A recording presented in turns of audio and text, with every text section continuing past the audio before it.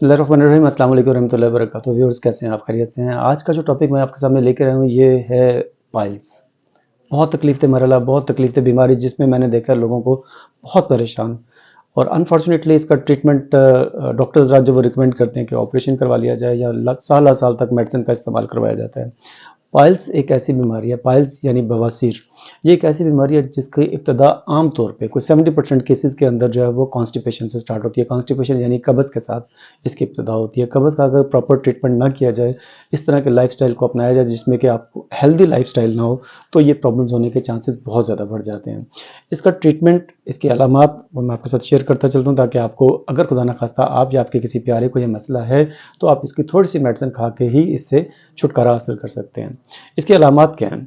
Constipation यानी कब्ज़ कहते किसको हैं? कब्ज़ बेसिकली हम लोग कहते हैं कि जी 3 दिन तक अगर बंदे को कोई अर्ज फील नहीं होती, कोई हाजत महसूस नहीं होती और उसका कोई स्टूल स्टफ पास नहीं होता, जबकि वो खाना ठीक टाइम पे खा रहा है, पानी ज़्यादा पी रहा है, उसके बावजूद अगर उसका स्टूल पास नहीं होता, उसको खाना नहीं आता, तो ये कब्ज़ है। कब्ज़ को ट्रीट किया जाए, कब्ज़ का इलाज किया जाए ताकि आप इस मूज़ी मर्ज़ से बचें। हकीम हज़रात जो हैं वो इसे उम्मुल अमराज़ भी कहते हैं। उम्मुल अमराज़ मतलब तमाम अमराज़ की माँ इसको कहा जाता है।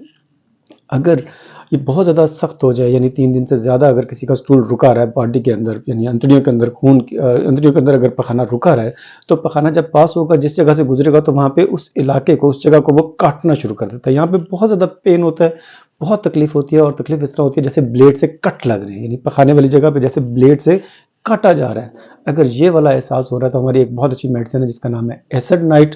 एसिड नाइट अगर 200 ताकत में अगर इसका इस्तेमाल किया जाए, यानी दिन में सिर्फ एक दफ़ा एक कतरा 1 चम्मच पानी के अंदर डाल के अगर आप पी लेते हैं और इसको 4 दिन तक इस्तेमाल करते हैं, तो ये मसला जो है वो काफ़ी हद तक सॉल्व हो जाता है।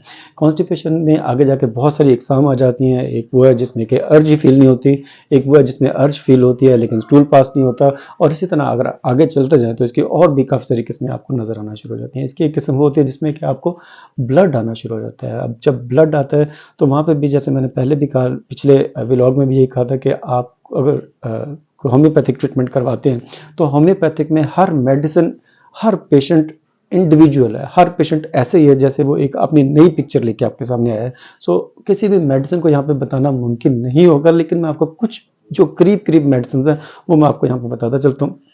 जैसे अगर किसी को स्टूल के साथ लिपटा हुआ खून आ रहा है और स्टूल के बाद, यानी पखाना गुजर जाने के बाद खून के कतरे गिर रहे हैं, तो आपकी मेडिसिन जो है वो हेमामेलिस होगी। हेमामेलिस 200 ताकत में आप इस्तेमाल करेंगे, दिन में सिर्फ एक दफ़ा इस्तेमाल कर लें और इसको 4 दिन तक, यानी दिन में एक दफ़ा लेनी है और इसको 4 दिन तक रिपीट करना है।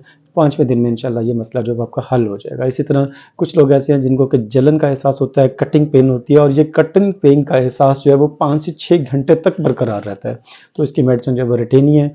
रेटेनिया को अगर आप 200 ताकत में इस्तेमाल करेंगे तो उससे भी ये मसला जो है वो सॉल्व हो सकता है। कॉन्स्टिपेशन और पाइल्स, ये 2 ऐसी चीज़ें हैं कि जिनको हम लोग होम्योपैथिक के अंदर, मैं ये समझता हूँ, मेरी पर्सनल एक्सपीरियंस है, इसलिए नहीं कि मैं होम्योपैथिक डॉक्टर हूँ, बल्कि मेरा पर्सनल एक्सपीरियंस ही है कि ये चीज़ें बहुत आसानी के साथ इनको ट्रीट किया जा सकता है। अस्सलाम वालेकुम।